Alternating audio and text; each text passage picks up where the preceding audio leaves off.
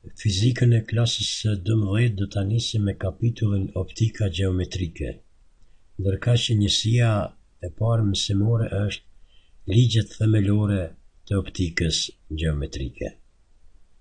Optika është shkencë e fizikës e cila merret me studimin e dritës dhe dukurive të saj. Drita paraqet një rrezatim elektromagnetik dhe nuk veçohet nga rrezatimet tjera elektromagnetike. Interesi i posaçëm për studimin e natyrës së dritës dhe dukurive të saj ka zgjuar të shkencëtarët për shkak se drita paraqet një fenomen mjaft të rëndësishëm për njohjen e problemeve dhe ngjarjeve që na rrethojnë. Prandaj, me dritë nënkuptojmë rrezatimin elektromagnetik të cilin e ndiejmë kur vepron në syrin tonë. Ndjenjen e dritës në syrin e njeriut e shkakton vetëm një pjesë e vogël e rrezatimit elektromagnetik, kurse pjesën tjetër njeriu e dikton si nxehtësi apo fare nuk e dikton. Ne dimë se ekzistojnë mjaft burime të dritës. Burimi i pashtershëm i tokës, nga e cila varet edhe jeta në tokë, është dielli. Rrezet e dritës përhapen në çdo pikë ose trup të ndriçuar në të gjitha drejtimet. Tufa e rrezeve nga pikpamja gjeometrike është një grup i rrezeve të veçanta që mund të jenë në mesvete paralele, divergjente ose mund të interferohen. Në qoftë se i referohemi kësaj figurës këtu ku kemi paraqit një burim të dritës, dhe nëse themi se burimi i rrezeve është në distanca të mëdha nga ne, rrezet janë ndërmjet veti paralele ashtu siç kemi paraqit me shigjeta me ngjyrë të kuqe. Në distanca më të vogla, fronti i valës ka formë sferike. Normalet në frontin e valës janë paraqitur si rreze të sferës dhe mund të bëhet fjalë për valë që përhapen në hapësirë nga burimi ashtu siç i kemi paraqit në figurën B. Ose për valë që synojnë kah një pikë nëse normalet prehen përpara që i kemi paraqit në figurën C. Që në kohë të Greqisë së vjetër janë të njohura 4 ligjet themelore të dritës. Pra, ligjet themelore të dritës janë: ligji i përhapjes drejtvizore të dritës, ligji i pavarësisë së tufave të rrezës së dritës, ligji i reflektimit të rrezeve të dritës dhe ligji i thyrjes së rrezeve të dritës. Për këto ligje do të flasim në pjesën e dytë të kësaj njësie mësimore.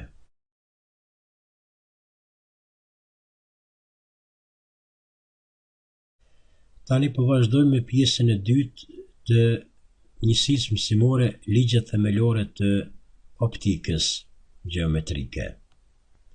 Ashtu siç përmendëm në pjesën e parë, thamë se ligjet e përhapjes së dritës janë: ligji i përhapjes drejtvizore të dritës, ligji i pavarësisë së tufave të rrezeve të dritës, ligji i reflektimit të dritës dhe ligji i thyrjes së dritës.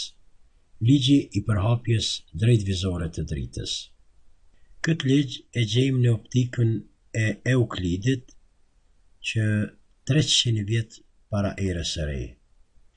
Vlefshmëria e tij vërtetohet nga jeta e përditshme. Paraqitja e hijes së trupit kur ndriçohet nga burimi pikësor dhe e gjysmëhijes kur trupi ndriçohet nga burimi me përmasa që mund t'i vrejmë, sidomos në rastet kur vrejmë eklipset.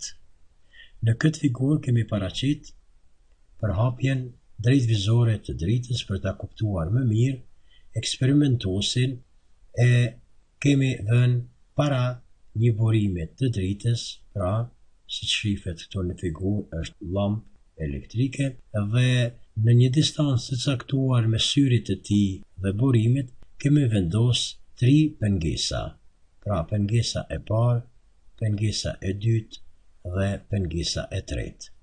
Në qoftë se këto pengesa janë shpuar me një vrim në mesin e tyre, ashtu siç janë paraqit në figurë dhe të cilat po I shënojmë edhe ne, edhe të gjitha vrimat janë vendos paralel njëra pas tjetrës, atëherë eksperimentuesi do të shehë dritën e burimit I cili vjen në mënyrë drejt vizore. Ndërkaq në figurën tjetër, në B, shohim se eksperimentuesit I është larguar, pra I është zhvendos njëra nga pengesat të cilat ishin paralel të vendosura njëra pas tjetrës, vrimat e tyre, por e fundit është zhvendos dhe vrima e saj nuk është paralel, atëherë drita nuk mund të kaloj këtë pengesë për shkak të përhapjes së saj drejtvizore dhe nuk do të arrijë te syri I eksperimentuesit, përkatësisht eksperimentuesi përmes vrimës e cila gjendet afër syrit të tij nuk do të shohë burimin e dritës sepse ajo përhapet vetëm në mënyrë drejtvizore.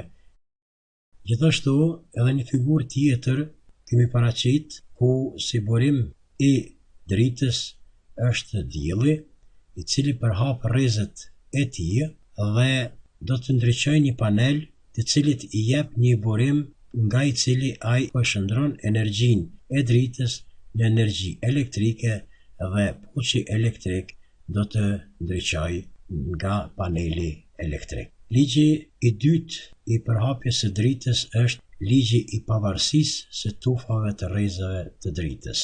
Këtu kemi paraqit disa burime, pra burimi I parë le të jetë ky, burimi I dytë, burimi I tretë, burimi I katërt e kështu me radhë. Në qoftë se këtyre burimeve u kemi paraqit vetëm nga një rreze përhapjes së dritës, shohim se të gjitha përhapen në mënyrë drejtvizore ashtu siç treguam në ligjin e parë të përhapjes së dritës. Por të gjitha këto rreze të dritës, edhe pse janë gërshetuar apo janë ndeshë mes veti, asnjëra nuk e ka penguar tjetrën dhe të gjitha janë përhap në drejtimin apo kahun e tyre në të cilin janë nis dhe nuk pengohen në mes veti, prandaj ky ligj njihet ndryshe edhe si ligji I pavarësisë tufave të rrezeve të dritës.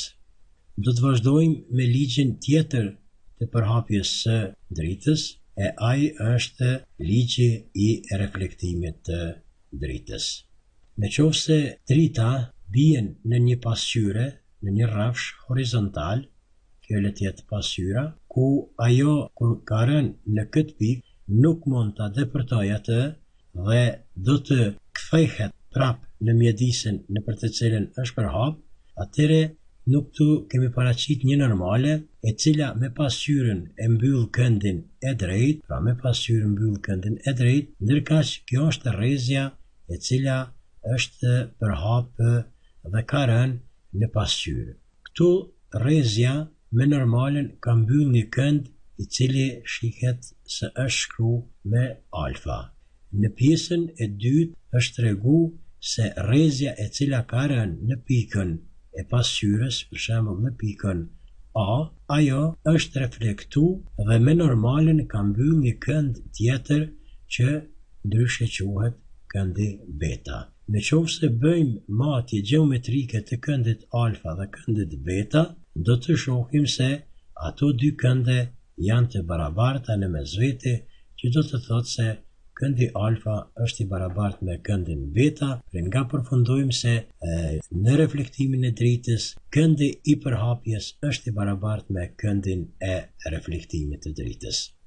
Edhe në këtë figurë me detajisht kemi paraqit të cilën sigurisht se gjatë mësimeve të ardhshme do të vrejmë më mirë, këtu le të jetë një burim I dritës për shembull dielli dhe këtu pasqyra e vendosur në pozitë vertikale, ku rrezja e dritës bie në pikën C, atëherë normalja lëshohet në kënd të drejtë me pasqyrën, e cila mbyll këndin në 90 shkallë, ndërkaq rrezja rëndëse me normalen mbyll këndin alfa dhe pas reflektimit rrezja e dritës do të formoj një kënd tjetër me normalen që ai kënd është këndi beta dhe sërish themi se këndi alfa është i barabartë me këndin beta. Pra këndi i përhapjes është i barabartë me këndin e reflektimit. Dhe ligji i katërt i përhapjes së dritës është ligji i thyrjes së dritës. Kur drita përhapet nëpër një mjedis dhe bie në sipërfaqen që kufizohet mjedisi me një mjedis tjetër, nuk reflektohet, por vazhdon nëpër mjedisin tjetër, ajo do ta ndrojë drejtimin dhe do të përhapet sipas ligjit të thyrjes. Shohim një rrezë drite e cila është përhap nga një burim, supozojmë se këto është burimi i dritës, dhe rrezja e dritës përhapet e cila kur bie në këtë pikën kufitare në mes të dy mjediseve, për shembull ajër dhe ujë, atëherë me normalen të cilën e lëshojmë në këtë mjedis, atëherë me normalen e cila mbyll pra këndin 90 shkallë, formohet këndi alfa dhe ky kënd prap quhet kënd i përhapjes së dritës. Por kur drita ka kalu prej ajrit në ujë, ajo ka ndrruar drejtimin e saj dhe ka formuar një kënd tjetër që është shkruar me këndin beta. Ky kënd quhet kënd i thyrjes së dritës. Kur drita kalon prej një mjedisi në mjedis tjetër, ajo thehet. Shohim se këndi alfa nuk është i barabartë me këndin beta. Prandaj, këtu në qoftë se bëjmë matje, shohim se këndi alfa është më i madh se këndi beta. Por, a mund të ndodhë që këndi alfa të jetë më i vogël se këndi beta? Pra, a mund të ndodhë që këndi përhapjes të jetë më i vogël se këndi i thyrjes? Përgjigjja është po. Kur drita kalon prej mjedisi optikisht të dendur në mjedisin optikisht të rrallë, ajo i largohet normales. Ndërkaq, kur drita kalon prej mjedisi optikisht të rrallë në mjedis optikisht të dendur, i afrohet normales.